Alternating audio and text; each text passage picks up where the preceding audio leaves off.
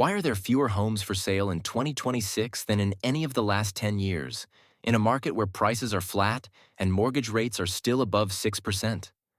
The answer is not simple, and anyone who gives you a simple version of it is leaving out the part that actually matters. What is driving the current housing supply shortage is not a construction problem, not a demand problem, and not a coincidence. It is the direct and predictable consequence of a specific financial mechanism that has locked approximately 80% of American mortgage holders in place. And understanding that mechanism is the only way to identify the buyers who are still able to move, and the sellers who have no choice but to sell. Here is what this video covers, quickly, before going deep on each one. First, what the mortgage rate lock-in effect is and exactly how it works. And second, which markets have the highest concentration of locked-in homeowners and what that does to supply. Third, the categories of sellers who are selling regardless of their rating and why they are the most important buyers in today's market. Fourth, the specific geographic markets where forced sellers are appearing at higher rates than the national average. Fifth, what a buyer needs to look for in listing language, days on market data, and price reduction history to identify properties where seller motivation exceeds seller leverage. Sixth, the one market dynamic that could break the lock-in effect faster than most analysts are currently projecting. 6 topics. This video goes through each one in full, start to finish. Deep dive number 1. What the lock-in effect is and why it matters. During 2020 and 2021, as the Federal Reserve held its benchmark interest rate near zero as a response to the economic disruption of the pandemic. Mortgage rates fell in lockstep. The 30-year fixed mortgage rate dropped below 3% and stayed there for an extended period, a level not seen in modern American financial history. Millions of American homeowners refinanced. Millions more purchased homes at these rates. The result, according to data from the National Association of Home Builders as of early 2026, is that approximately 80% of all outstanding American mortgage holders carry a mortgage rate at or below 6%. The current market rate for a 30-year fixed mortgage sits at approximately 6.2%, according to Redfin data from March 2026. For a homeowner carrying a rate of 2.75% or 3.25% on their existing home, selling and purchasing a replacement property at 6.2% is not a neutral financial transaction. It is a substantial cost increase on their monthly payment, often in the range of $400 to $900 per month on a comparable home, depending on the price point. This is the cause. The effect is that homeowners who do not have a compelling reason to move, job relocation, family circumstances, financial distress, are staying in their homes. They are not listening. They are not selling. The inventory that would normally cycle through the market as households moved, downsized, upgraded, or relocated is not cycling. The consequence for buyers is that supply remains constrained in a market where demand has moderated but not collapsed, keeping prices stable despite conditions that would historically have produced a meaningful correction. The National Association of Realtors reported existing home sales declining 3.6% month-over-month in March 2026. Inventory sat at a 4.1-month supply, below the 5 to 6 months historically associated with a balanced market. These are the effects of the cause. Deep dive number 2. Where lock-in is most concentrated. The lock-in effect is not uniformly distributed across the country. It is concentrated in specific market types, and understanding that concentration tells you where supply will remain suppressed and where it may not. Markets with the highest lock-in concentration share a common profile: high home ownership rates, large volumes of 2020 and 2021 purchase activity, and relatively stable population, meaning homeowners who purchased or refinanced in those years have not had compelling reasons to relocate. Now, the Midwest and Southeast are particularly concentrated in this profile. Cities like Columbus, Indianapolis, and Charlotte, which saw significant purchase volume during 2020 and 2021 without the subsequent price declines that would trigger distressed selling, have homeowner populations that are almost uniformly locked in. This created a market dynamic that shifted materially between early 2024 and mid-2026. The cities that locked in the most homeowners at the lowest rates have the least listing inventory relative to buyer demand. Prices in those markets have held or increased slightly, not because the market is fundamentally strong, but because supply is artificially suppressed. Markets with lower lock-in concentration tend to fall into two categories.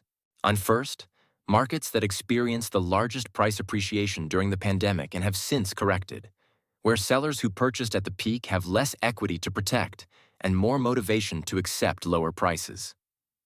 Second, markets with higher proportions of cash ownership or shorter average mortgage terms, retirement destinations, certain rural markets, and communities with older demographic profiles where mortgage payoff rates are higher. In these markets, a larger percentage of sellers can transact without a rate differential concern. Sunbelt retirement communities, coastal Florida, parts of Arizona, certain North Carolina markets fall into this second category more than many analysts recognize. A seller in a Florida retirement community who owns their property outright does not have a lock-in problem, and they have a price problem if the market has corrected. Those are very different motivations, and they produce very different negotiating dynamics for a buyer. Deep dive number 3. The categories of sellers who must sell. Understanding that most homeowners are locked in does not mean no homes are coming to market. It means the homes that are coming to market are increasingly concentrated among sellers with specific, non-rate-related motivations to transact. Identifying these seller categories is the most practical tool a buyer in the current market has. 3 years ago, this framework was less relevant. Today, it is the primary filter through which motivated inventory can be identified. Category 1. Life event sellers. Death, divorce, and disability forced transactions regardless of the mortgage rate. Estate sales in particular are generating inventory in markets where the original owner purchased decades ago, often with no mortgage or a fully paid off one.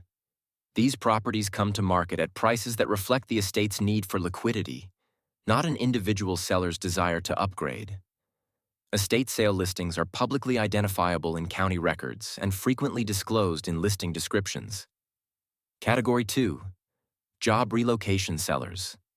Remote work normalization has not eliminated corporate relocation. Companies that require in-person work or that are centralizing operations in specific cities are generating employee relocations that override mortgage rate math. A homeowner who must move to a new city for employment has no practical alternative to selling, regardless of what their current rate is. Listings from this seller category tend to show specific timing patterns, listing dates that align with corporate fiscal year transitions, relocation assistance disclosures in agent notes, and price reductions that follow relocation deadlines.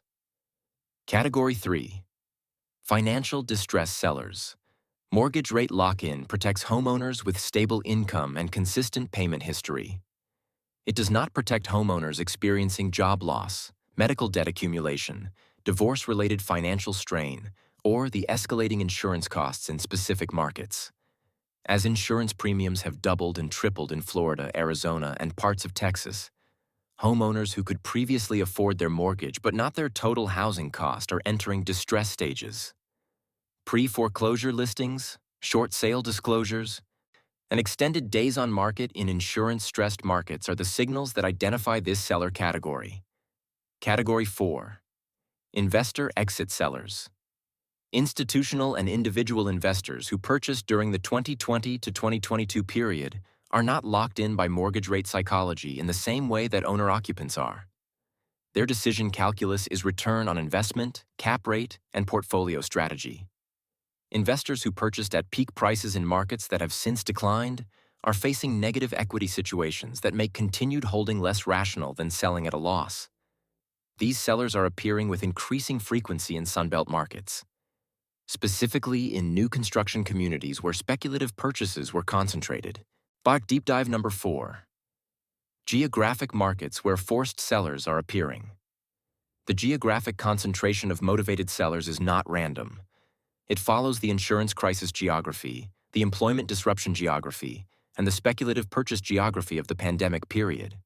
Florida's coastal markets are generating the highest concentration of forced seller inventory in the country right now. The combination of insurance premium escalation, HOA fee increases tied to condominium structural inspection requirements passed after the Surfside collapse, and property value declines has created a cohort of Florida homeowners, particularly in high-rise condominiums and coastal single-family markets, who can no longer afford the total cost of ownership even when the mortgage is manageable. Miami-Dade condo inventory increased materially in early 2026 as assessments associated with the structural inspection requirements became due, and owners unable to fund them chose to sell. Texas suburban markets outside Austin, Dallas, and Houston are the second most concentrated zone of motivated seller inventory. The combination of speculative purchase volume in 2021 and 2022, subsequent price declines, and Texas property tax rates, which are among the highest in the country and have increased alongside appreciation, has produced a cohort of sellers whose carrying cost at the corrected price makes continued ownership economically irrational. The Rust Belt markets, in contrast, have minimal motivated seller concentration. The homeowners who purchased in Kansas City, Pittsburgh, and Milwaukee during 2020 and 2021 did so at prices that were already low, with modest appreciation since, and without the insurance or tax escalation that is generating distress elsewhere. These sellers stay put. This reinforces the supply constraint that is keeping Rust Belt prices stable despite the broader market context. What this means for buyers looking for motivated seller opportunities? The geographic filter matters more than the listing price filter in the current market. A motivated seller in Cape Coral at $267,000 is a different transaction than a non-motivated seller in Columbus at $225,000. The price in Cape Coral may be lower. The seller's position may be more negotiable. The due diligence requirements, insurance costs, association assessments, market trajectory, are also substantially higher. The buyer who understands this distinction is equipped to evaluate both opportunities accurately. The buyer who applies a price filter without a motivation filter is missing the most important variable in the current market. Deep dive number 5. How to identify motivated sellers in listing data. Several years ago, this kind of buyer research was difficult. Today, it is not. The data infrastructure that exists in publicly accessible listing platforms makes motivated seller identification more accessible than at any previous point in residential real estate history. Days on market is the first signal. The national median days on market was 55 days as of March 2026, according to Redfin. A listing that has been on the market for 90, 120, or 180 days in a market where the median is 55 represents a seller whose original price expectation has not been validated by the market. Extended days on the market do not automatically indicate a motivated seller. Some listings are overpriced in good markets, but extended days on market, combined with price reduction history, is a much stronger signal. Price reduction history is publicly visible in most listing platforms. A property that has been reduced twice or 3 times in a 90-day listing period reflects a seller who has tested their asking price against real buyer behavior and found the market's response inadequate. A buyer who identifies a property with 2 or more price reductions and extended days on market is looking at a seller whose negotiating leverage has already been evaluated and found limited by market activity. And that is a fundamentally different conversation from a fresh listing with no reduction history. The combination of 90-plus days on market, 2 or more price reductions, and motivation language in a listing description represents the profile that a buyer looking for negotiating leverage should be specifically filtering for in the current market. This combination exists in meaningful volume in the insurance-stressed Florida markets, the Sun Belt correction markets, and the investor exit suburban markets identified earlier. Deep dive number 6. The factor that could break the lock-in faster than expected. Most housing analysts are modeling the lock-in effect as a structural constraint that resolves gradually over 5 to 7 years. As homeowners' life circumstances change, as the rate differential between existing and new mortgages narrows, and as demographic cohorts who purchased at low rates age into natural life stage transitions. That gradual resolution model may be correct. But there is one mechanism that could accelerate it substantially, and it is not being discussed proportionally to its potential impact. Assumable mortgages. A significant portion of government-backed mortgages, specifically FHA and VA loans, are legally assumable by a qualified buyer. An assumable mortgage allows a new buyer to take over the seller's existing mortgage at the seller's existing interest rate. A seller with a 3.25% FHA mortgage can, under the right circumstances, transfer that mortgage to a buyer who then carries the 3.25% rate, rather than originating a new loan at current market rates.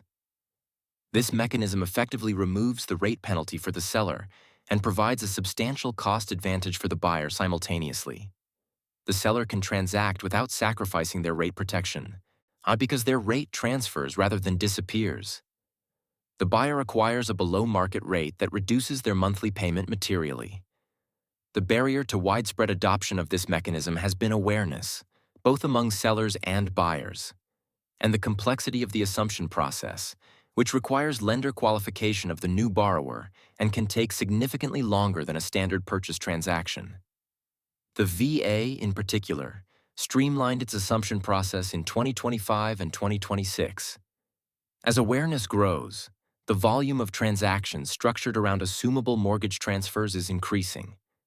For buyers actively searching in the current market, identifying listings where the seller holds an FHA or VA mortgage, information that can be verified through county property records that show the original lender and loan type, and specifically exploring assumption as a purchase structure is not a complex or obscure strategy. It is a straightforward financial tool that most buyers are simply unaware of. If assumable mortgage transactions become a meaningful portion of the market, which the current interest rate environment provides substantial incentive for, the lock-in effect weakens faster than the gradual resolution model predicts. The sellers who currently see no reason to move because their rate would be lost may find a mechanism that preserves it. And when that perception changes, the supply constraint changes with it.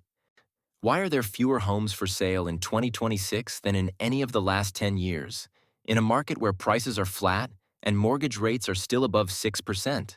Because 80% of American mortgage holders carry a rate that makes selling and replacing irrational without a compelling life reason to do so.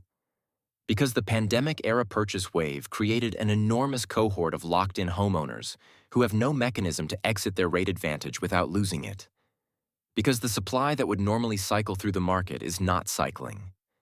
And because the buyers who understand this, who know where the motivated sellers are concentrated, how to read listing data for seller motivation signals, and how assumable mortgage structures can benefit both sides of a transaction, have access to a different market than buyers who are simply searching by price. And the lock-in effect is real, it is structural. It is also not uniformly distributed, and it is not permanent. The buyers who understand its mechanics are not waiting for it to resolve on its own. They are working within it.